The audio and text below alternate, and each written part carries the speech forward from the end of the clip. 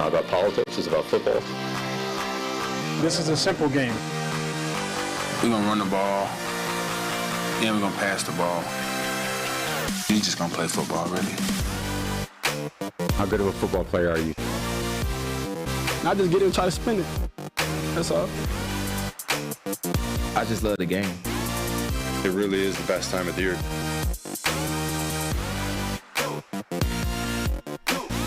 What's up, everybody? Welcome back to It's Just Football. I'm Trevor Sikkema. That is Seth Galena. Here to recap what was an incredibly wild trade deadline. We had a segment on yesterday's show where we went over, hey, here's some guys that could move, but Seth, it felt like the second we got off the desk, it all hit the fan. And we had a record number of trades on the day of the NFL trade deadline, which gives us plenty to talk about here, my friend. Well, we said yesterday, we're like, I hope this is a deadline that is like a hockey deadline, like a basketball deadline. Right. And we kind of got that. Yeah, we did. So, like, this is exciting. We actually had a whole bunch of shit to talk about. Right. This is really nice. One player goes for a first-round pick, Bradley Chubb, which we're going to get into that. But there were so many other, medium-sized moves, little moves, whatever it was. Teams were active. And not only are we going to talk about the trades that happened, we're also going to talk about the trades that didn't happen. I already see in the chat a lot of people, Packers fans mainly, saying, how did the Packers not make a deal? We're going to dig into all Every that. 6 months, because like from the draft to the trade deadline, the Packers fans are like, how did we not get a receiver?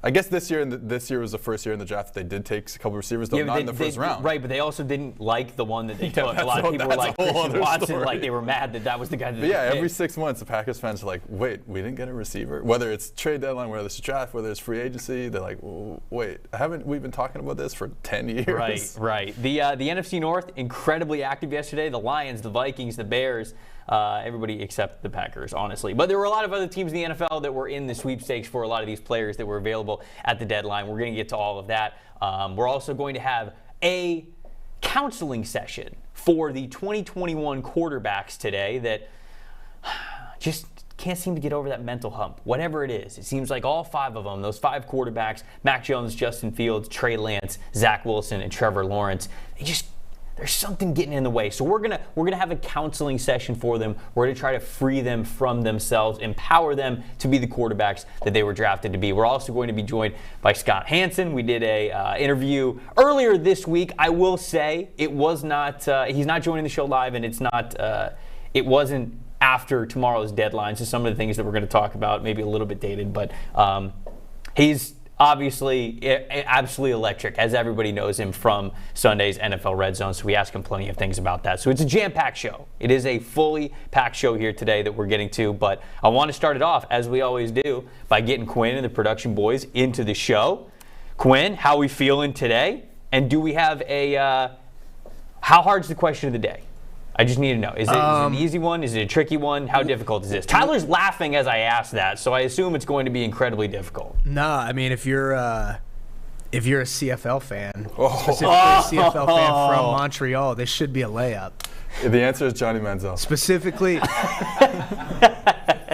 nah, it's not Johnny. But specifically one that said yesterday he was going to memorize every stat. I know every stat now, so like you can't even get one past me right now. He did say this. It's done. I didn't sleep last night.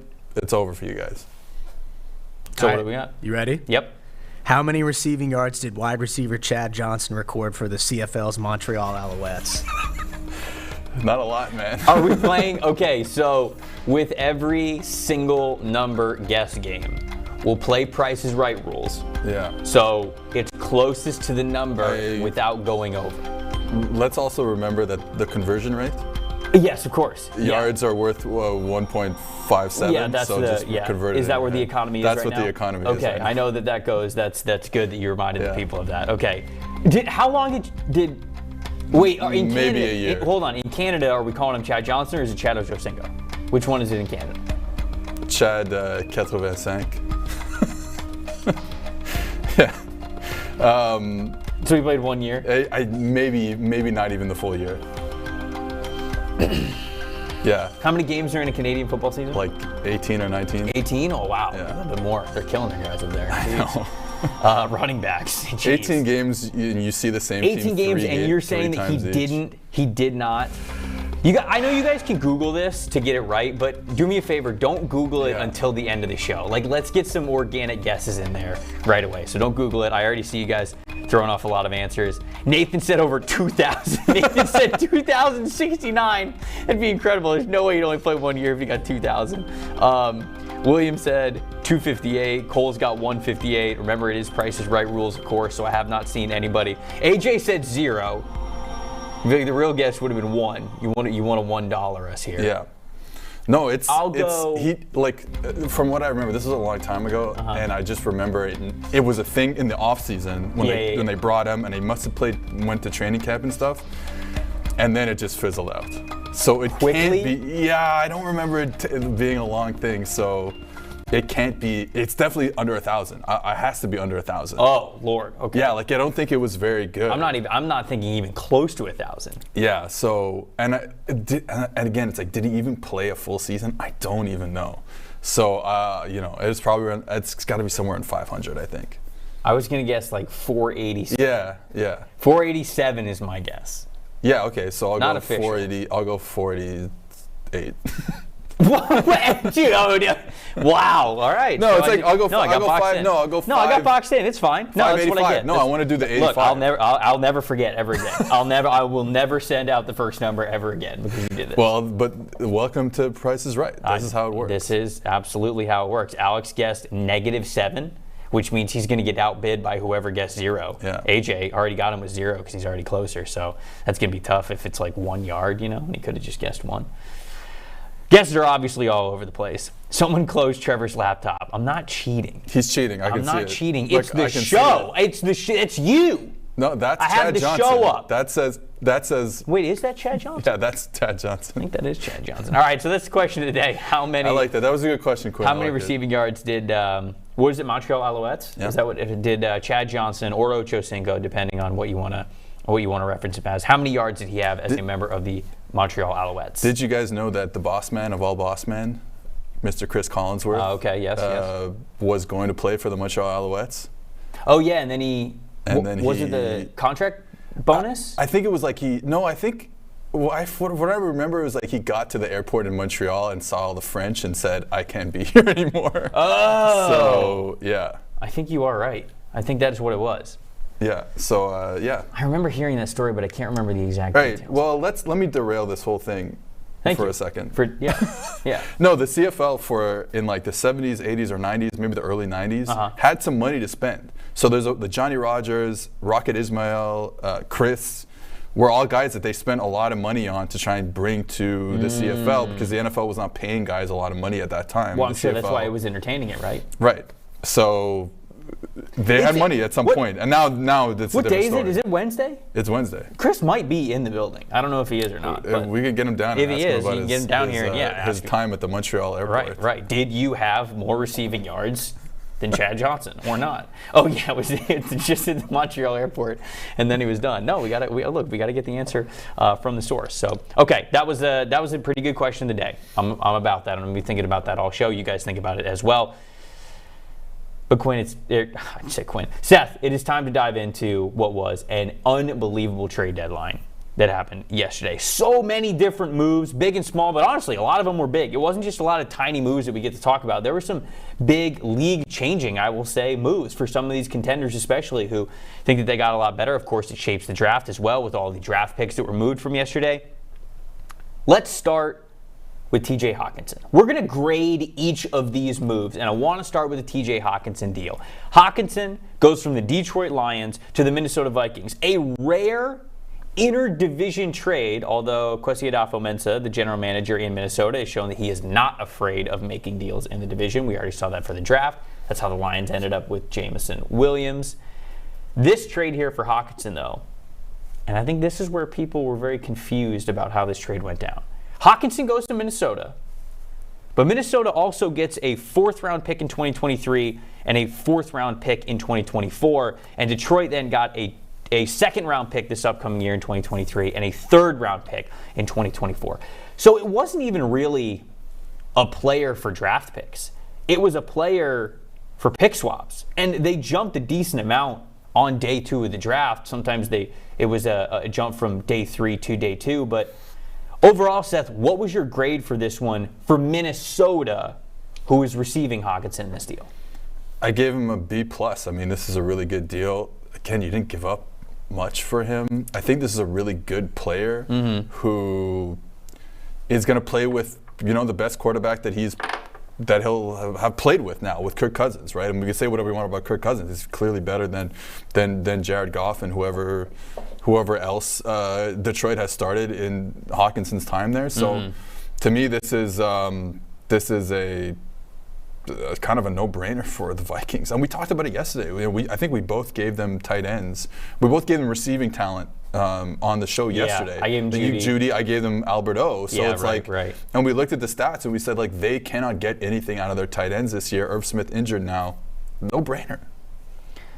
I agree with all those points 100%. I mean, for them, I'm giving this one an A. I'm giving this an A for the Minnesota Vikings. And we'll talk about the Lions side of it in a second, but for Hockenson to be available and for Adolfo-Mensah to make this deal within the division, normally you have to pay a tax, right? We've seen that before is inter-division trades aren't impossible, but it's often like you want to make sure you're not benefiting the other team. Like more so than in any other trade, that's kind of like a duh. Like whenever you make a deal, you don't want to think that you're getting the worst end of the deal. Of course, that's why you make it. But when it comes to the division, there's a lot of unknowns that happen, so it's almost like the price that there's a tax that you have to pay because you want to just make sure if all things go in a different way, if they don't go as you predicted, you're still getting the best out of the deal.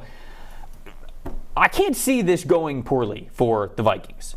They took a chance on Hockenson. They are in a position to compete probably better than what they thought going into this year, sitting at 6-1, running away with the division. No Irv Smith, you get to plug Hockenson in there, and it makes a lot of sense. I'd like to point out that I did forget that Hockenson played with Matthew Stafford. What do you mean? No, because I was like, he's better than Cousins is better than any quarterback. Oh, okay. They're about equal. I'll put them on the same level-ish. But, I kind of forgot about the first 2 years of the league. Yeah, I mean, I kind of forgot about Matthew Stafford being like the leading passer in Detroit Lions history, but we'll forget about that. Not important. Kirk Cousins has dominated the PFF grades over the last 5 years, so which one really matters most? Matthew Stafford has a Super Bowl. Kirk Cousins has a PFF grade. And I would tell me which one you would PFF take. Grades. Thank you. I would as well. Here's what's happening in Minnesota this year. Yes. This is the issue. For about 4 straight years, I said Kirk Cousins, before each season, I said Kirk Cousins is going to win the MVP. That, I don't know if you know this. You've said this every year? I said this every year. Why do you do that? Why do you want to be that eventually wrong? There's going to be a year where everything clicks. The receiving talent is there. The O-line gels a bit better. And, they're getting everything they want out of it, the surrounding talent. And I finally gave up on it. And now I gave up, and look what happened. They're 6-1, and they're leading the division. Yeah. They're going to win the Super Bowl. No, okay. No, they're not calm going to win the Super Bowl. Calm down.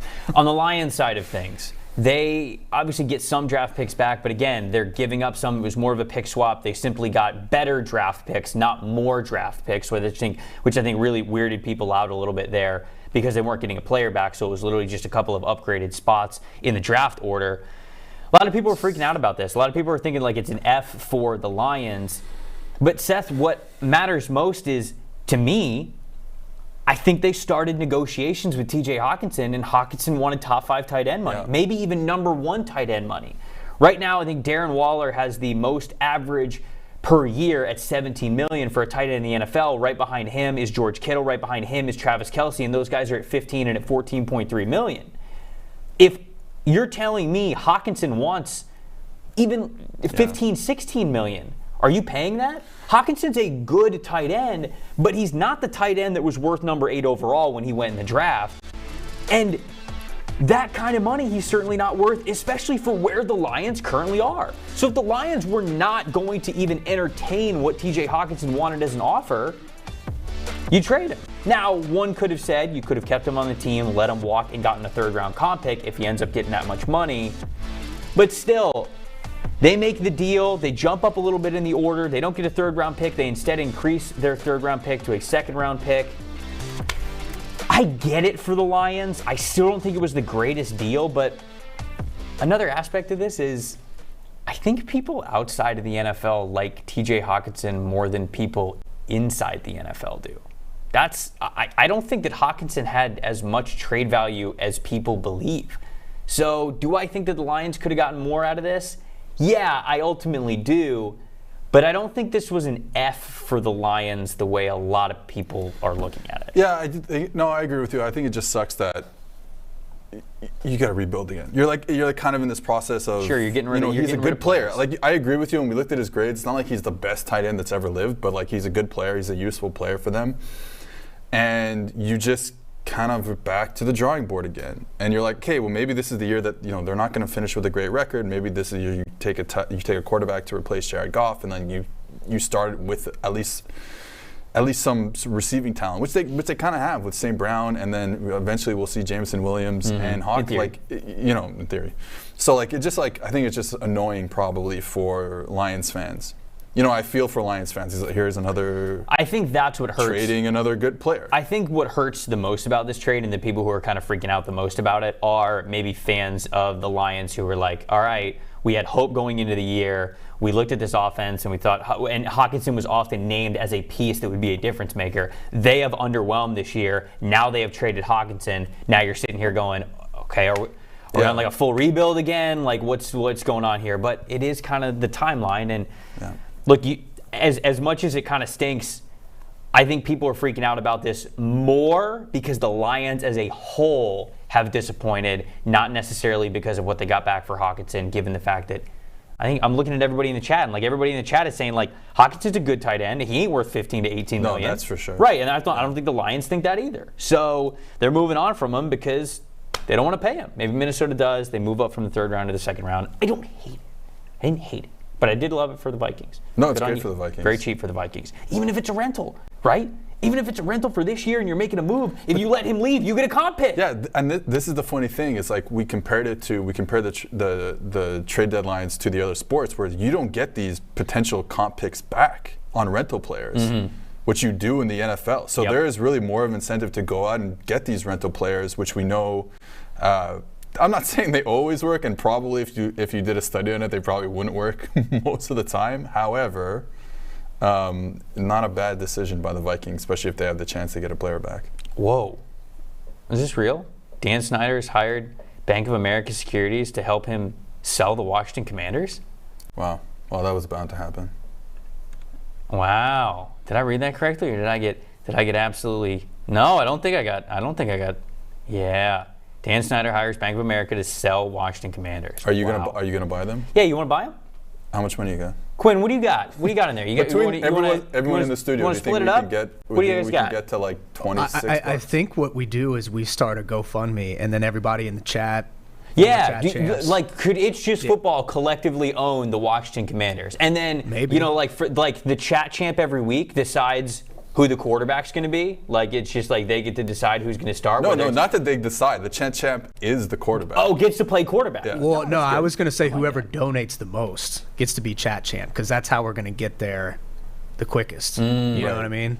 Yeah, no. I'm trying to be shrewder than Dan Snyder. Sure, yeah. I think we Probably should. not a good thing. Probably not a good thing. Do you think are you okay with this? Him selling the team? I think this needed to happen a long time ago. Needed to happen a long time ago. Well, I was about to say it'll be interesting to see who bids on this. Like, I could name a billionaire that isn't an actor or a musician, who like I'd be like, oh yeah, that's a good, a good potential owner. Like a guy like David Tepper. Like, did I know who David Tepper was before he bought the Panthers? Right. That's it. That's the thing. I was about to say. That's why I was like, it's going to be interesting to see who bids on this. But I don't, as if like I know a billionaire. Like, he said, all right, Seth, give me your top 5 candidates to buy the. Me? Hold on, wait. There's actually a good segment for tomorrow. All right, let's go. There's actually a good segment for tomorrow. We're gonna hold that. We're gonna hold that. I could physically feel Stone in the other room, being like, "Don't give this away. This is good content, you idiot." Let's get back to the trade. So we broke the news there. Let's get back to the trades. I guess decent segue. William Jackson III goes from Washington. There's the segue, people. To the Pittsburgh Steelers. It was reported by Jeremy Fowler that they were probably going to release William Jackson if they didn't find a trade partner. In the end, they ended up finding a trade partner in the Pittsburgh Steelers. Steelers get Will Jack. What do you think about this one, Seth? Yeah, I mean, I gave it a C-, but honestly, it's like an NA from me because it's like, all right. like, all right. Jackson just hasn't been. They swapped a conditional 5th round and a conditional 6th round pick. So that's Jackson has just not been the player that we all thought he was when he was in Cincinnati. We talked about this yesterday, going to a different scheme. Maybe playing more single high coverages in Pittsburgh will help him go back to where he was in Cincinnati, but he's also older, and I just don't think he's going to be a useful player. He's going to be an average player for them. So, and I think they knew that. There's a reason why you're trying to cut him before they get a trade partner in the Steelers. Worked with their defensive coordinator, Terrell Austin, I believe, was the DC in Cincinnati when William Jackson III was there. So, kind of works out that way. Not that they had a great defense together at that time. But, so yeah, I mean, it's just a whatever deal to me. I don't think it's a big deal. That's why I gave it a C-. I mean, I like the deal. I think this is fine. It doesn't really the thing is that I don't mind it for the Steelers because, and so I just give it a B- because William Jackson, I think, is a good corner. And they've been trying to move guys. Like, they've been trying to find a corner. Like, clearly this is why. So right. I get They've been it, looking for one, and this is draft pick wise super cheap. And I don't believe there's a lot of guarantees in his deal left, if any. So if this experiment doesn't work, you're not paying for his full contract this year. You move on from him. You cut him. You go, okay, all right, we don't need him anymore. Yeah. But if he plays great for you, okay, maybe you got a guy who you can restructure his contract. You can move the money around. It doesn't have to be exactly the way that the deal is right now. So Chad doesn't love this one. This is great for the Steelers. Williams says it's a bad use of money. He gave it a D. Charles gave it a C. Coltrane a C+. Yeah, Catherine gave it a C. T-Money said B+. I'm not going that high. I go B-. I think it's a low risk move. I really do. Corner's tough. Corner's very up and down in the NFL. Sometimes you can change spots and you can really turn things around. Will Jack has been good before in his career. He just clearly wasn't going to be good in Washington because it wasn't how they were using. So Darren's giving him a D. Hopeful Lions fans a C-. I have a Terrell Austin story if you're interested. You're on the clock. You got 60 seconds. Go. I was invited to Cincinnati Bengals. So Terrell Austin was the defensive coordinator of Cincinnati. He knew the defensive coordinator who I was coaching under at the time. We got invited to Cincinnati. This is before I even worked for PFF. So I'm a legend here in Cincinnati. Of course. Even before PFF. Right. I invented Cincinnati. Wow. I'm Mr. Cincinnati. Oh, wow. We went to the Bengals. They invited us to OTAs. We sat in all the meetings. I sat in the linebacker meetings. I was coaching linebackers at the time. And I got sunstroke. And we were walking. What does that mean? I was out in the sun too much. Oh. As you can see, this heat face. stroke is what they call that heat here. stroke. Okay. Thank you for that. Thank you for the translation there, Quinn. I was very confused. Anyways, to make a long story short, I wasn't feeling very well, and Terrell Austin was super nice to us. He was teaching us everything about blitzes, about coverages, blah, blah, blah. And then I was like, he kind of saw in my face that I was not. He was like, "Are you okay, dude?" And then I just threw up in the Bengals locker room. So nice. There you go. Nice. Yeah. Now you're a real Cincinnati Bengal. Yeah. That was good. That was 60 seconds. That was good. That was good. And it ended with you puking. So it was a great ending for everybody. We do have to talk about the Bears. No, I want to keep talking. Speaking of puking, here's a good transition. We got to talk about the Bears because the Bears make the move for Roquan Smith. Yeah. Okay. And not for Roquan Smith. They deal Roquan Smith to the Ravens. End up getting a second-round pick back. And I think everybody looked at that deal and went, you're getting rid of a good player, but kind of the same situation the Lions were in. Were you going to sign him anyways? It didn't look like the Bears were going to sign Roquan Smith for the money that he wanted. He wants to be one of the highest paid linebackers in the NFL. They didn't want to pay him as such, so they get something for him. They go and get a day 2 pick. They turn around hours until the deadline, and they end up trading their second-round pick, which is going to be better than the Ravens, to the Steelers for Chase Claypool. Your thoughts and your grade on the Bears making that deal and getting Claypool back? I gave it a B. It kind of flies in the face of... I can't wait to see what the chat thinks. Yeah, so it flies in the face of what I said yesterday, which was like, hey, they're getting draft picks back for players because they don't actually think they're as good as even a 3-5 record, and they're still kind of rebuilding, and then they go and get Claypool. Now, so I was like, yes, it does fly in the face of what I said yesterday. However, I think Claypool, they needed a receiver, and I think this helps them because they don't have this type of receiver. I agree. And I think it could help move Darnell Mooney into a role that he was good in when we all thought Darnell Mooney was going to have the breakout season, and now he becomes a wide receiver 1, and he's not that type of player. Now you bring in Claypool. Now you have a better slot for Mooney, and Claypool is just a guy who I think obviously has dealt with bad quarterback play. Probably slightly better, even though, not seeing the field as much with the addition of Pickens.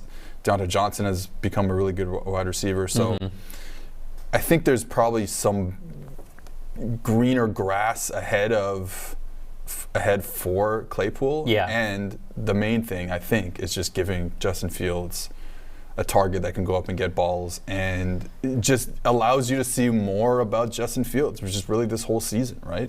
But this is what the season is about, is seeing what we have in Justin and making sure he's the quarterback that we are going to count on for the next, hopefully 10 years. A lot of people have a C grade for this one. A couple people have B as B minuses. TJ really didn't like it. He said it's a 50.9 PFF grade on this trade, but a lot of people, Philip, David, Quell, Darren, Jake, Daniel, all these guys, C or C+. So they're okay with the deal. I'm okay with it as well. I ended up giving it a B- for Chicago. On the surface level, do you love the one in, one out, Roquan Smith, Chase Claypool basically for the same price? It's not the best, because I think everybody would say that Roquan Smith is a better player than Chase Claypool is, but I don't know if it does not work exactly like that. That's not the situation that the Bears are in here. When I look at this, first of all, after the trade was done, we got some more context, and we learned that the Bears probably offered that Ravens second-round pick, which is going to be a later second-round pick for Chase Claypool. So something a little maybe in the 50s, early 60s, whatever the Ravens finish this year. Then it was reported that the Packers got in on this race to go get Chase Claypool. The Bears then upped their offer and said, we'll give you our original second-round pick. That's what ended up getting the deal done. So first of all, great on the Steelers. You mentioned George Pickens is going to be a stud. Deontay Johnson's already good. Yeah, you can find another receiver somewhere. Go get an early second-round pick. Great move by the Pittsburgh Steelers, especially for a team that they were not going to give Chase Claypool a second contract, and that would be 2 years from now, but they weren't going to do it. For the Bears, yes, did they overpay a little bit more than they wanted to? Probably, but I'm not a big Chase Claypool hater. So that kind of goes into it. I understand. Chase Claypool from Abbotsford, British Columbia, Canada. There it is. I'm not as big of a Chase Claypool hater as other people, so my analysis might be a little nicer. What? I leaned into the microphone, but if anyone's actually watching us, they'll see that we have our microphones. Don't ruin it though. Don't ruin it. When we have the microphones on, people know that we're going to do a segment throughout the show where we're not at the desk. So all right, well now you guys know that because Seth ruined it. He's method acting, but which is great. It's one of the best performances. When you look at this Claypool trade, a lot of people have already said it in the chat. The wide receiver free agency group next year does not look great. There is not a big-time wide receiver that the Bears can even go out and get. Yeah. Even with all the cap spaces they have, there is not a guarantee that a good wide receiver is going to be available. You look in the draft, there's not even a guarantee that there's going to be a great second-round wide receiver that's going to be available. It's not the strongest class at the top for wide receiver. So I think the Bears are doing a little bit of forward scouting on both of those things and saying, hey, why don't we take a chance on Claypool, who I believe is 24, 25, has 2 more years left on a rookie deal, and his best football may be ahead of him. I think he's a really talented receiver, and so I think that that's well within the realm of possibility. So in the moment, does it look like they overpaid with an early second-round pick? Yes, you can certainly make that argument, but given all the context of where the Chicago Bears were, the free agency class doesn't look good, the draft class coming up isn't the strongest at wide receiver, and you're also not letting the Packers get Chase Claypool, who you probably think is good since you're trying to make the trade anyways. I get it. So I'm going to give it a B-. I also think one of the issues is when you wait this long, and we yelled at them for not taking a receiver in the draft and then not signing a receiver. They make the trade for N'Keal Harry. That's nothing. When you wait this long, you're going to have to pay a second. Right? People know you're desperate. Right. You're going to have to pay a second. So, I get that. It's like, this is where they are now. And like I said, they got to figure out if Justin Fields is the quarterback that's going to lead them in the future. And it helps having a big body receiver like that. James, our chat champ from yesterday, shout out James, said it's both good to get a wide receiver and interesting that they maybe don't trust themselves to draft one when most teams can hit wide receivers now in the draft.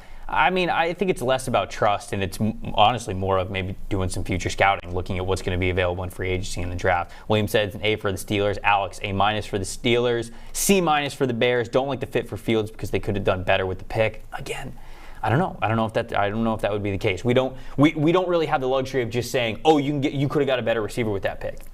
You can only select from the draft pool that is in front of you, you know? You can't always select from the DK Metcalf, A.J. Brown year of second-round wide receivers. Sometimes it's J.J. Arcega-Whiteside and Mecole Hardman and guys like that. You know, it's like not every draft class is exactly the same. So I think you got to do a little bit of self-scouting and future scouting there to make that happen. What do you think of the lone first-rounder that we had that was moved? The Dolphins give a first-rounder to the Denver Broncos for Bradley Chubb. What did you think of the Dolphins move? What grade do you give the Dolphins giving up a first to go get Bradley Chubb? Yeah, I gave it a B, and I'm willing to go up to like a B+, even like an A-, because I think, you know, the Dolphins, when I look at their defense, and they do have some talented edge rushers, and they've just added another talented edge rusher. I hope that it allows them to just say, hey, we don't have to do anything as funky anymore. Like, they're known for their blitzing. They're known for putting all those guys on the line of scrimmage. They're still doing that a lot this year, and eventually offenses just kind of figure you out, right? Like when you're doing something funky like that. Mm-hmm. So I think, and that's how they've been able to manufacture, or at least how they try to manufacture pressure is by blitzing, by giving you different looks, by playing all that cover 0, cover 1. Now you can say, hey, I can get to the quarterback with a straight 4-man rush because I have a guy like Bradley Chubb, and like I said, the other guys are playing well too, Jalen Phillips, among Emmanuel Ogba. Christian Wilkins, right? Like good players there, right? So maybe you can, and that'll help you in the secondary where you don't have to play one-on-one, and especially if they've had injuries in the secondary. It's tough to go, all this cover 0 when you're playing, a rookie out of Texas A&M Commerce. You know what I mean? Like that's shout out though. Shout out, yeah. Texas A&M Commerce. Yeah, of course. So do you know what their mascot is? I have no idea. No. It's just a dollar sign. I'll look it up. I was about to say something like the economy, the GDP. Good. I think it helps them a lot. Helps them be a little more basic on defense, but I think is a good thing for them. BJ gave you an A for. He said A for Seth's beard. He said you have a great beard. You do have a great beard. It's very full and even. And I don't even do anything to it. I don't do beard oil. I shave nothing? It, obviously. No, I don't even shave it. Oh, yeah. It's just perfect all the time. It's just perfect all the time. Damn, lucky guy. Lucky dude.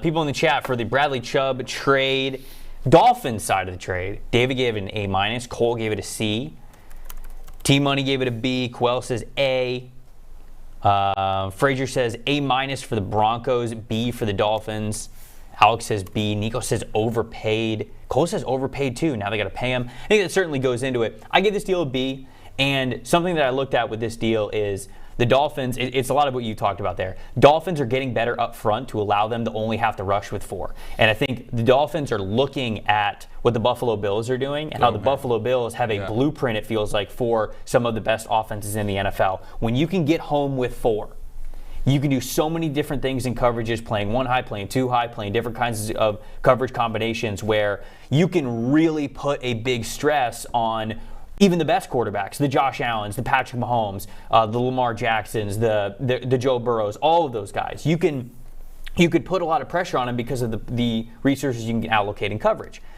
Miami wants that formula. They don't want to have to blitz all the time. They go and get Bradley Chubb. Bradley Chubb's having a good year. Now, the issue becomes, if this is an issue, you're going to have to pay him. Like Bradley Chubb's going to ask for a pretty penny after this season. So you're going to have to pay him a lot of money. So you traded a first-round pick to then pay a player a lot of money, which you don't want to do a lot. It's a I don't want to say risky.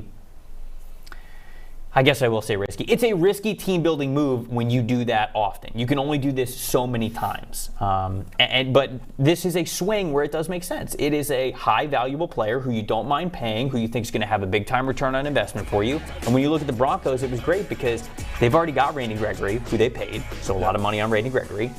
They have Nick Bonito. They have Baron Browning. They've already got really great pass rush. Should they move on from a player that had a lot of value for him? Yeah. This was the guy to move. I like this for both sides, but I give it a B for the Dolphins just because there is a risk with trading such a high draft asset to just then having to pay a player. He's got to be really worth it for you. It's just, when I think about the Broncos, and like you said, they found pass rushers. Baron Browning's having an excellent season. Mm-hmm. Jeff Benito, we'll see if he pans out, but you're just like, man, you also traded for Russell Wilson. Like, this is supposed to be the year, and I know it's gone off the rails. But this is supposed to be the next 4 years that you are going to win a Super Bowl, and it's like, all right. But clearly they weren't this year. Chubb's on that rookie deal still. I don't think they're going to be winning a Super Bowl anytime soon with Russell Wilson. But at least they got a first-round pick back, so it's not a guy that you hopefully have to develop for years. Just a second or third round more developmental guy. Yeah. Hopefully it's a guy that can come in more right away for the Broncos. So that's just the way that I looked at it. Last trade, the most interesting one.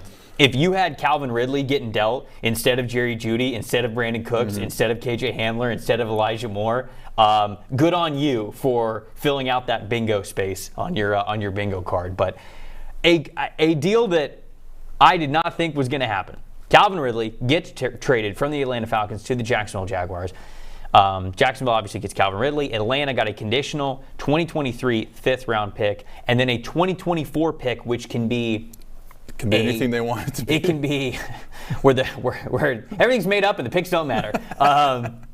It's a fourth-round pick if Ridley is just on the roster in 2024. It's a third-round pick if Ridley hits incentives that first season. So not 2024, 2023. And then it is a second-round pick if the Jags end up re-signing Ridley. My first thought, Seth. First of all. Go ahead. Incredible work by you just now. For the listeners, for the viewers, he's not reading that off anything over there. It's a giant cue card that's right there. I can't do the show unless I'm reading it right there. No, but I've said this so many times, I should hopefully have it memorized. Seth, first and foremost, I love the creativity of this deal. I love the creativity of Trent Baalke going, hey, another Trent Baalke masterclass. Another Trent Baalke masterclass, baby. I love him getting creative here because approaching trades like this allow conversations to start and progress where they might not if it was a more traditional view. That's the way that I look at it. If Jacksonville would have gone up to Atlanta and just said, hey, we'll give you a fifth and a fourth for Ridley, Atlanta would tell him to piss off. Yeah, Atlanta would be like, no, we're not doing that. But Jacksonville approached it basically saying, hey, the more we get from Ridley, the more we will give you back because they're cool with it, because they're fine with it. That mitigates the risk for Jacksonville while also keeping the ceiling of the reward of getting the player. Absolutely loved it, but what did you think? So obviously I'm giving this one an A. I'm going to give this one an A for the Jacksonville Jaguars. Yeah, it was close. What'd you give it? I went B+, so pretty much the same, I guess. And I agree with you. Well, Ridley's just a good player. He is. Ridley's a really good player. And 2 years ago, he was great. Look at those stats in 2020. He was good. And, this is a guy who I think, let's say if he had played this year, he's a guy that could get a first-round pick in return. That's the type of good player he is. And then from the Falcons' perspective, it's okay, well, they went out and drafted Jake London. He's been a hit. Kyle Pitts, I know the stats are down, but he's been a hit. So, they're good at receiver. You're not mad if you have three great receivers, but they're good at receiver. So this is just a perfect deal for everyone involved, I think. And if it comes to a second-round pick, then we're good. That's it. Everyone's happy. I'm happy. You're happy. Quell is pointing out the funniest thing about this deal is that Ridley got suspended for betting on the Falcons to win a game versus the Jaguars, and now he's a Jag. Yeah, that's good. That's pretty awesome. That's truly, it's a full circle story, and you love to see it. Cole's giving this an A for the Jags. Jake's saying B. Drew's giving it an A. Philip understood the Whose Line Is in Any Way reference. Big shout out to that one. Todd's giving this an A++ for the Jags. You remember in Madden 04 when you would go, did you play Madden 04 a bunch? That was the one with Vic on the cover. Yeah, I'm sure. You would go to make a trade, and sometimes the value of the player would be A++. It would go all the way to 2 pluses. Really? I remember that because no matter what franchise I was, I tried to trade for Michael Vick every time. And so, like, Michael Vick would be an A++, and I'd never be able to trade him because I would never be able to get the correct value there. I remember in Madden 2000 or 2001, and I was like 12 or whatever. You know, starting doing a franchise was probably the first time they had franchise mode or whatever, and I would always like, like free agent, like good free agent, I'd be like, I didn't know how salary caps work. I don't know how contracts work. So I just give him like 7 years. You're just pressing A every time. You're just I'm giving guys, every guy on my team had a 7-year deal because they would always accept it, right? Just the worst cap management of all time. And that's why we believe the cap's that's why I work for PFF, the analytics leader. That's why we let Brad Spielberger handle all the cap work here at the here at the 2K5. Will says 2K5 is the best football game. I agree. One time in 2K5, really derailing this show here. No, this is fine. One time in 2K5. We're going to go on to another segment in like a minute anyway, so this is fine. One time in 2K5. So if you guys remember 2K5, they had the Sports Center or they had the NFL Primetime. Yeah. Right? So they would show the highlights, like the fake, like the kind of fake highlights. And one time the game like was showing a highlight from a team that I wasn't using in whatever the franchise mode was. It was Colts. Okay, the Colts offense. Sure. And they showed a 85-yard Peyton Manning scramble for a touchdown. Like the slowest thing you've ever seen in your life. 85? And 85 yards. How did nobody catch him? No one caught him. Was Jeff Saturday just running like Ronnie Bass, making one block, but somehow staying up? You remember that? Okay, so the run from Remember the Titans, right? The final run where they do the reverse and it goes to Rev and Rev starts running and then Ronnie Bass is running next to him, and Ronnie Bass is like blocking people but staying up to like block another person. That's the greatest part about that run. Nobody ever talks about all these football movies, and including Remember the Titans. It's like there's 3 seconds left. Yeah. They're on like the 35-yard line, and they call a double reverse, and it goes for a touchdown. Yeah, fake 23 blast with backside George reverse. Why not? That's what it is. That's what it is right there. That's the new Hail Mary. So spent a lot of time on that first segment for the trade deadline, but 'tis the season. That's what it is. We do have to move on though, because unfortunately, the 2021 NFL draft class was highly touted, especially at the quarterback position. And these quarterbacks just haven't been playing as well as we would hope. So we're going to have a little counseling session for each one of these quarterbacks. Figure out what's wrong, what's going on, and how we can fix it. So we're going to try to fix that right now.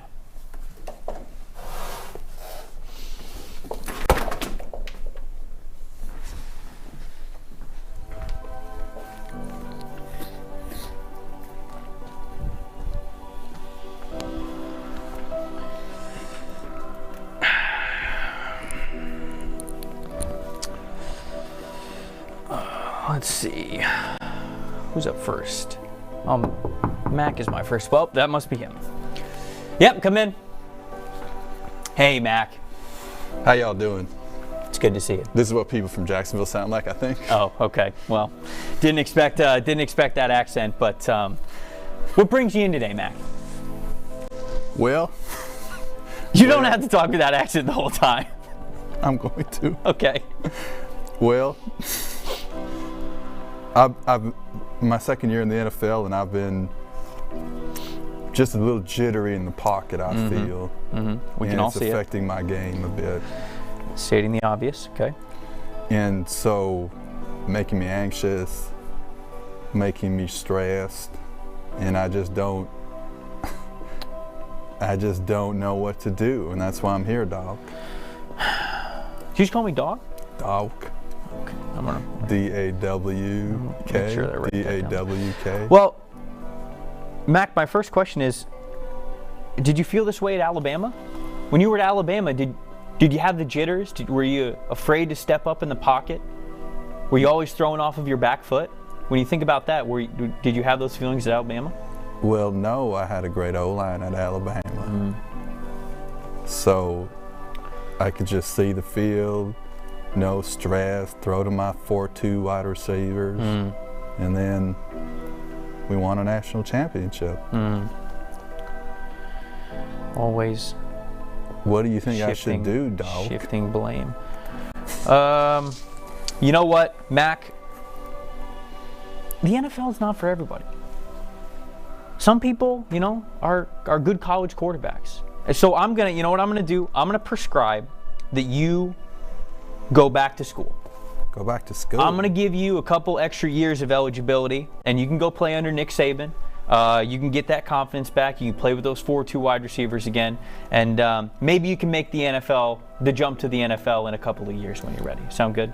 Does Alabama still have those great receivers? I watched them a bit this year. The recruiting class, it's always changing. It's always great. But that's the best part of life is that, tomorrow can be the brightest day. You never know what great receivers are coming next. Maybe it'll be better than the receivers that you had when you were there.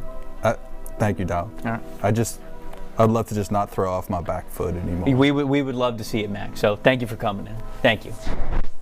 Do you take e-transfer or you take cash? Well, my receptionist will handle all that. You can just go and try to brokenly say that to her. I've literally never heard Mac talk like that before in my life. Who's the next appointment? Oh, Justin's up next. Okay. Yes, come in. Hey, Justin. Hi. Trevor. Very good to see you. Hi, I'm Justin Fields. Okay. Justin, what brings you in today? Well, Doc, I'm really slow. I can't get the ball off on time. My decision making just hits slow. I know I have the talent. I know I can make it happen. But I just can't get to the receivers on time, man. Was this a problem when you were at Ohio State? I remember at Ohio State, it felt like you were operating the offense so well. It felt like you were very in sync with what was going on and the timing of plays and when to get the ball to certain receivers. I mean, take me back. Well, what was going on in your head when you were at Ohio State? I think that I was there, and even when I was late on stuff, the receivers were always open. Always open. Yeah, so I think that does help. Is kind of, so now when I'm late on stuff, I get intercepted, and that's not good. That's not good. No, nobody. What do you suggest? It's turnovers. For a quicker process, here's what I'm going to prescribe. I'm going to say that you should join a speed chess league, okay? And I want you to join a speed chess tournament every Saturday before your game on Sunday to really get the brain going. And I also want you to watch 2 episodes of Jeopardy every single night for a couple of weeks, and then check back in and see if you're a little bit quicker. Can I watch the same episode twice? Will that work? No, I think that would defeat the whole purpose of actually what we're going for here. So it does have to be a new episode. But I think that'll get you straight. Thank you, Doc. Yeah, okay, great. Thank you for coming in, Justin. Do you take e-transfer or cash? Yeah, my receptionist will handle all of that. Thank you. All right, thanks.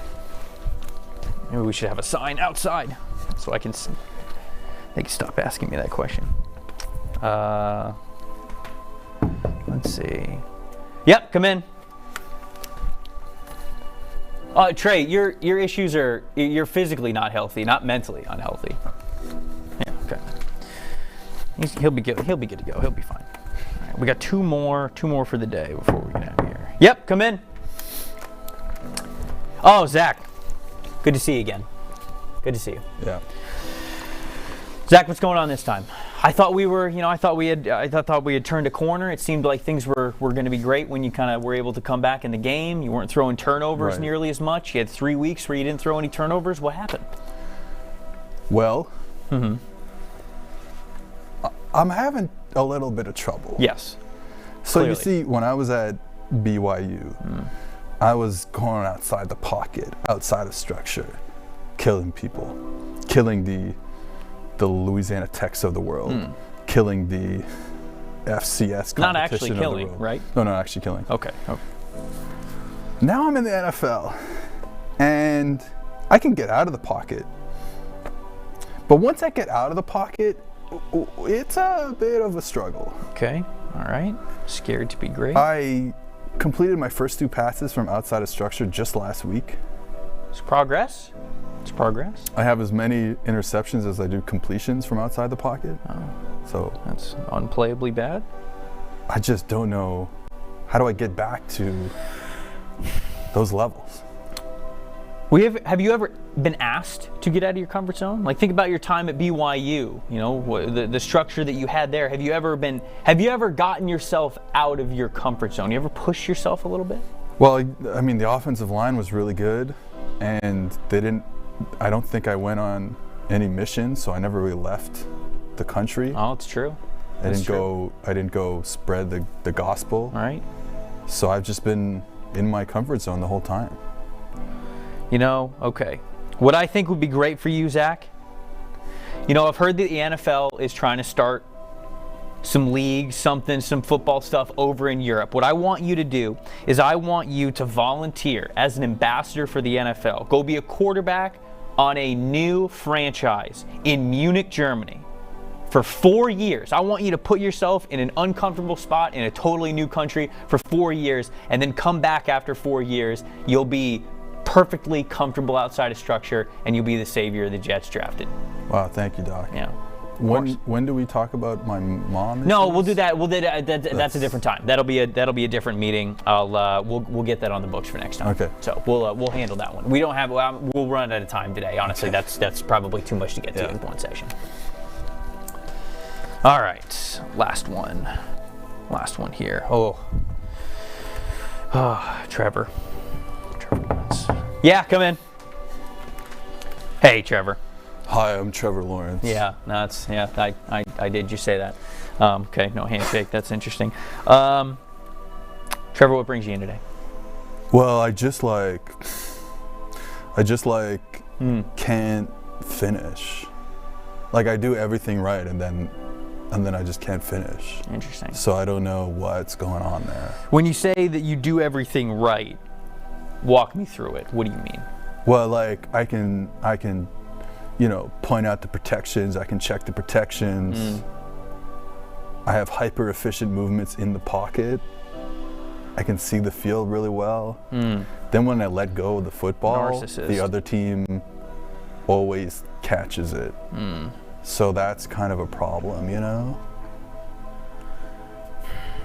I talk see that like being this an because issue. I have long hair. I see the long hair. Yeah. It is flowing. You clearly do. Everyone who has long hair talks like this. Trevor, have you ever thought about how people always have just said you're the best, that you were the next best thing, that you were the greatest quarterback prospect to ever live? Do you ever think about that? Does that ever get to you mentally when you're kind of trying to? That's all I think about. Yeah, it's just being the best? Yeah. Okay, self-absorbed. Okay. Yeah.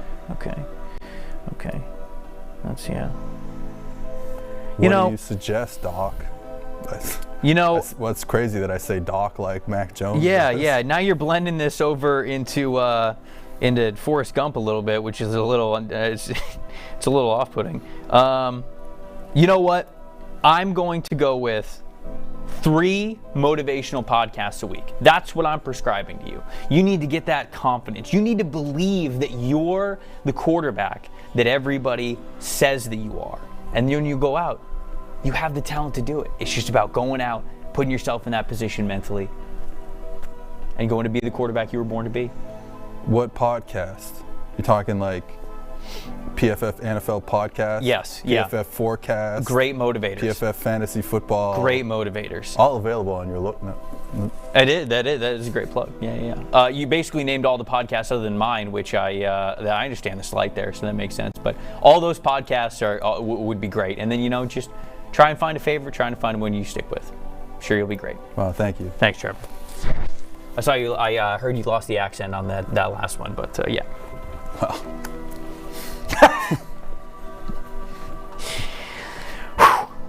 These quarterbacks are in trouble. All right, hopefully you guys enjoyed the little fun that we had there. We're going to have some more fun now. We have the one and only Scott Hanson joining us here. Well, not joining us live. It is a recording that we did from yesterday. It wasn't on the trade deadline. So we didn't talk trade deadline. I would have loved to ask him about a couple of the moves, but instead we got to get his take on the rest of the NFL, some teams that are doing great, some playoff hopeful teams, his most surprising teams, and of course, how he does what he does every single Sunday on NFL Red Zone. Check it out. All right, joining me now on the show, we have the one and only Mr. 7 hours of commercial-free football. It is the one and only Scott Hanson. Scott, appreciate you so much joining the show and taking a little bit of time this week. Trevor, good to be with you. Let's talk ball. All right, let's do it. Okay, I want to talk about Red Zone first and foremost because I know so many people have so many questions about this.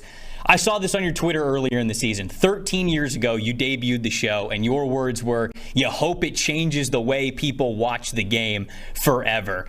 I think it certainly has. So my question to you is, how did this idea start? Was it your idea? Was it a collective idea? You were obviously the first one to kick it off, and you're still here doing it. So how did Red Zone even become a thing? Well, so I got to go back to 2009. That was our debut season. And I was already working for NFL Media. I was a roving reporter for NFL Network. I had heard rumors in the shop that we're going to start this channel that's going to be every touchdown from every game, 7 hours, no commercials, go to any game that you want to at any given time. And I'm like, that thing's going to be a galactic success. So I called up the talent coordinator at NFL Network. Is it true you guys are starting this channel? He's like, yeah, we want to do that. And I said, well, who you got to host it?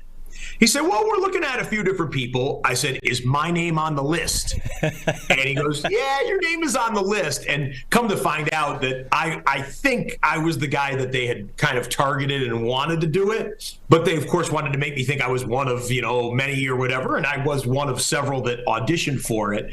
And I think they kind of knew that because, as I said, I was a roving reporter, so in 2008, I'd be sitting up in the press box with all the rest of the writers and broadcasters and whoever else. And I'd be elbowing the people left and right of me in the press box saying, yeah, Patriots, Jets right here. But Tony Romo just hit Terrell Owens for another touchdown. Adrian Peterson has 100 yards at halftime for the Vikings. Like, I was keeping an eye on everything else. So I've always been a multitasker, and I love the game. I don't have a favorite team, so I love the comprehensive look at the NFL. I auditioned for NFL Red Zone, and then I got the phone call in preseason of 2009 that I had been named the host, and the rest, as they say, is history. I'm curious, is there a player that you think you've said their name the most over the last 13 years? It's got to be Tom Brady, I would figure, just because he has been the career that has spanned. This is season 14 for us. Oh, 14. And yeah, 14. And so, he's been the one player who has been transcendent through that time. So I even as many times as they would put Brady and the Patriots on national TV, he's still been on Red Zone a ton and wins more often than not, scores touchdowns more often than not. So I guess it has to be Brady, which is kind of funny because one of the things that I've done in past is on what they now call Super Bowl opening night. And I would be the one who would introduce the team captains for this kind of a photo op with the Vince Lombardi trophy standing on a podium on a big stage. Mm-hmm. And then the lights go, and then we say, okay, we'll be right back after this commercial break. We take a commercial, lights go off, and the players are walking off stage. I get a tap on my shoulder, and I turn, and it's Brady. And so I'm like, hey, Tom. And he goes, Scott, I just want to tell you what an awesome job you do on NFL Red Zone. Awesome. I love NFL Red Zone. I love watching it. And I'm like thinking, holy, this is the greatest of all time, telling me he watches the show that I'm a part of. But Brady tells me he watches it when he's not playing on Sunday afternoons. He watches NFL Red Zone because he's a football junkie. And last thing on that is this year I just found out maybe the heir apparent to TB12, Josh Allen, is a big NFL Red Zone fan. When I'm watching Red Zone, when everybody's watching Red Zone, it feels like you have a little bit more gusto in your voice when you bring up a player that you think maybe we haven't heard of, or that's making a splash for the first time, a young player, a rookie. And we've got a lot of really great rookies that have played well already this year. Kenneth Walker, Chris Olave, Dameon Pierce, so many different players. Do you have an offensive rookie of the year favorite right now? Well, it was going to be Breece Hall, is who I would have said to you at this point. And again, the whole back half of the season still to play. Mm-hmm. What's interesting is we're almost guaranteed of it not being a quarterback. We don't have that guy this year. Kenny Pickett's going through growing pains. We're now seeing, Malik Willis just got his first NFL snaps. We've seen other young quarterbacks, but it's this group of wide receivers that are really, really looking good and special. When you said sometimes in my voice, I'll have a little extra drama or tension or enthusiasm talking about a young guy popping early in his NFL career, the name that popped into my mind immediately was Jahan Dotson from the Commanders. Yeah. Week 1, he scored 2 touchdowns. In his first NFL game, he scored 2 touchdowns. There have been tons of guys, like you said, Chris Olave, Garrett Wilson. These guys are all going to look like, and hopefully Jahan Dotson gets healthy again and can start producing again for Washington. He's been out for a while. But, yeah, maybe one of the 2 Ohio State wide receivers, Olave or Wilson, probably at this point would have still a pretty good shot at Rookie of the Year. Yeah, those are good bets, no doubt about it. What teams impressed you the most? I mean, you got a couple that have really kind of come out of nowhere. New York Giants sitting there with 6 wins when it felt like nobody predicted them to play well. The Seattle Seahawks and what Geno Smith is doing. The Vikings sitting here looking like they're running away with the division. What team in the NFL, maybe one of those teams, maybe it's a different one, has really impressed you the most so far about halfway through the year? The Seattle Seahawks are an amazing story. And by the way, I should, backing up to your Offensive Rookie of the Year question, let's still consider, hey, Kenneth Walker has just taken over as the starting running back there. Right. If he makes a back half push and makes runs like he's making on the 3 games that he started right now, he's either gone for huge triple-digit yardage or he'll have like a special looking touchdown like the one that he scored yesterday with about 2 different changes of direction. That guy has speed, balance, power, vision. He is a complete back, and it wouldn't surprise me that he's in that discussion by the end of the year. And then even Damian Pierce, too, if you want to talk about rookie running backs, and there's a couple of others. But, yeah, Seattle, I think sitting there is nobody. I mean, literally, Geno Smith's quote of, "They wrote me off, I ain't right back," is about as fitting a 1 or 2 sentence synopsis of where a player and a team is at this point of the year. All right, there we go. I'm going to get you out of here on some fun ones. You posted not too long ago a view of your breakfast, and you said everybody wants to know what I have for breakfast. You had the egg whites, you had the turkey sausage, you had the extra bacon with salt. You made sure to mention that, the extra salt. Got a little muffin in there. And then you said the X factor of the day is the Kalamata olives to retain the water. How long did it take you to perfect the pre-Red Zone breakfast that we saw there? That's a good question. Most of the components I enjoy. It's not like I'm eating something that I don't already enjoy. Right. The olives is the X factor, and that's a peculiar who eats olives with breakfast. Maybe some European countries do that, but I'm a sodium guy. I like salty more than I do sugar. Same. So, and then I recognize the biology of it, that it does help you retain water, especially when you cut off all your liquids 3 hours before the show, because of course I famously don't take a bathroom break. And then it was just kind of working with the chefs at NFL Network. They're awesome. They're some of the first human beings that I see on a Sunday morning. I live alone here in Los Angeles, so I wake up, take a shower. I don't drink coffee, so I don't need any caffeine. I'm just ready for the football day. And then one of the first things I do when I go into the studio is put my stuff down, go to the cafeteria, get my breakfast, and then we're fueled up for the day. There's a key dessert as well. Ooh. Ben & Jerry's Chubby Hubby ice cream. It is vanilla ice cream with some caramel swirls and then pretzel chunks, chocolate-coated pretzel chunks, which still have the salt grains on the pretzels. I told you I like salty sweet. Money. Buy yourself a pint, money back guarantee from Uncle Scott if you don't like it. Look, I'm with you. I'm more of a salty guy than a sweet guy, but even that sounds good. When you watch DK Metcalf get carted off to go to the bathroom, did you get a little jealous? That's what I want to know while you were doing that. And then my other question is, you famously don't take any bathroom breaks, but are you 14 years strong, no bathroom breaks? No, I used to take bathroom breaks. I used to. This was an evolution type thing. Okay. I think, 1, my bladder had to strengthen through the years. And 2, so I can still hear the games going on if I'm in the men's room. And I am convinced that the greatest touchdown in the history of the NFL is going to happen if I stop and take a break, and I'm not going to see it, and I will not let myself, because I could take a break, but I just won't, because I'm such a junkie. I don't want to miss anything.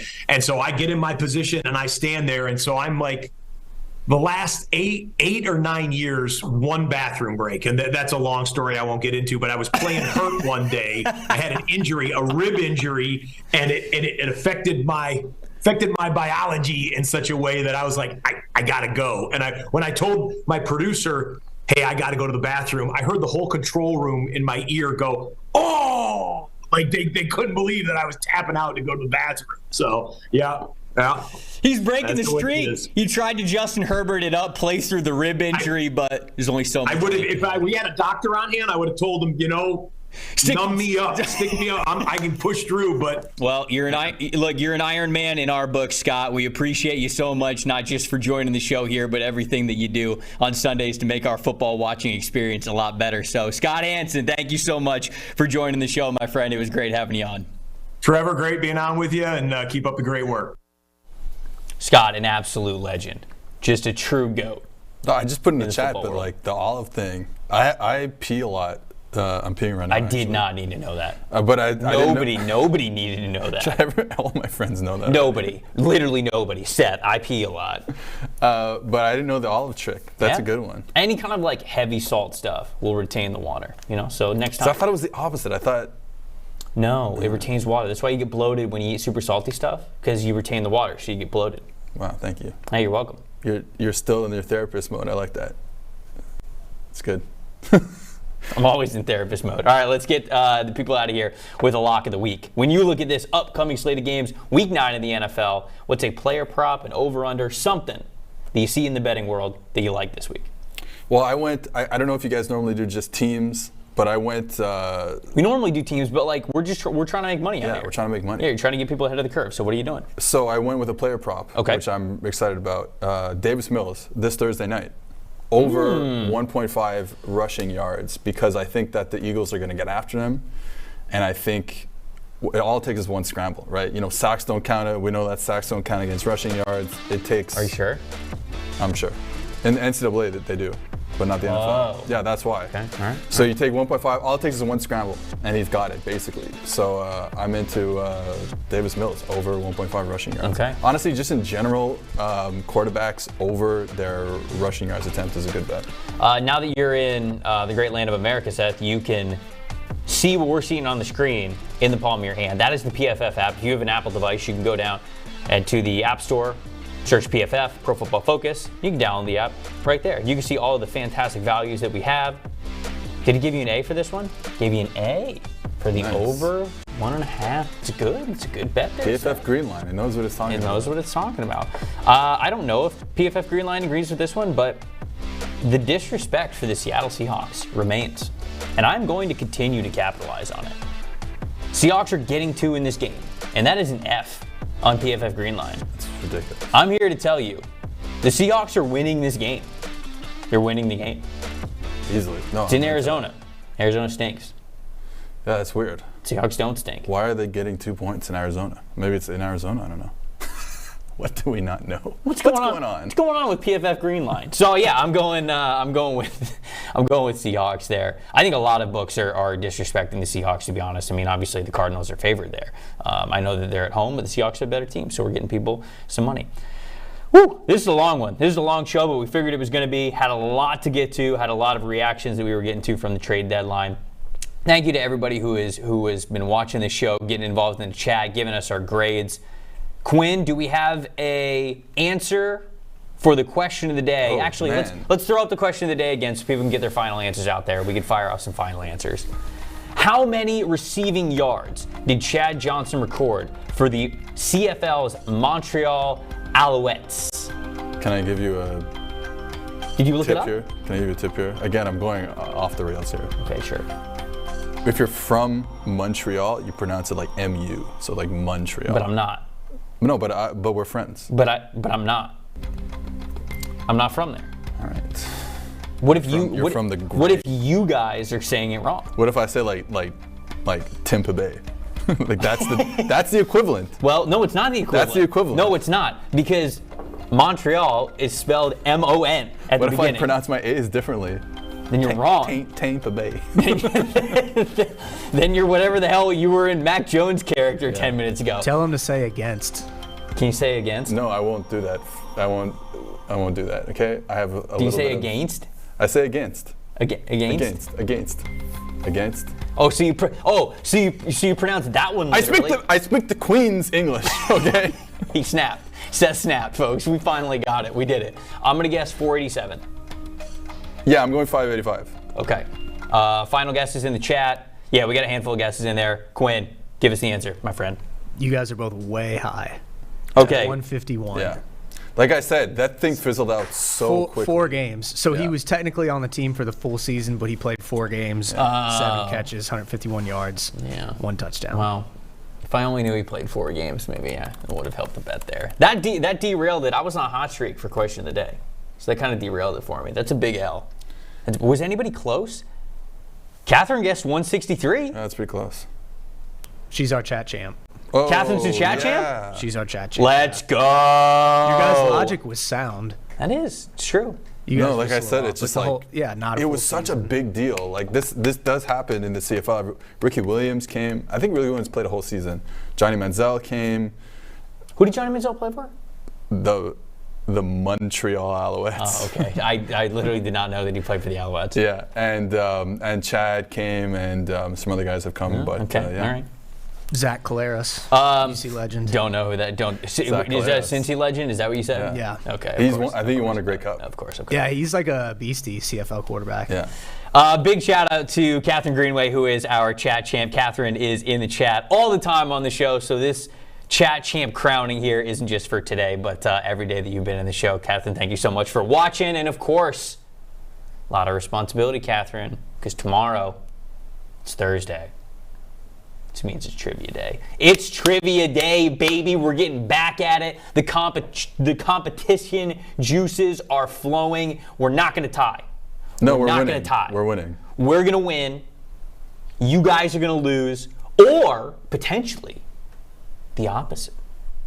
What's the opposite of everything? I think you named all the possibilities. No, I said that we were going to win and they were going to lose, or potentially the opposite. Right now, we on the desk, we got 2 wins. You guys in the chat, you only got 1. We also got 2 ties, but we're eliminating ties. The last question that we have is going to be a numbered question so that we have to actually guess it. We're still going to be able to do multiple choice so you guys can actually guess something together, but it's going to be a numbered guess, and whoever gets closest is who is going to win trivia. We're going to crown a winner. Catherine is going to represent the chat, and it's going to be a damn good time. We'll see you guys tomorrow for Trevor Sikkema. That is Seth Galina. Thank you so much for watching. It's just football. We'll see you at 11 a.m. right here tomorrow. See you then. It's not about politics, it's about football. This is a simple game. We're going to run the ball, and we're going to pass the ball. You're just going to play football, really. How good of a football player are you? Not just get it and try to spin it. That's all. I just love the game. It really is the best time of the year.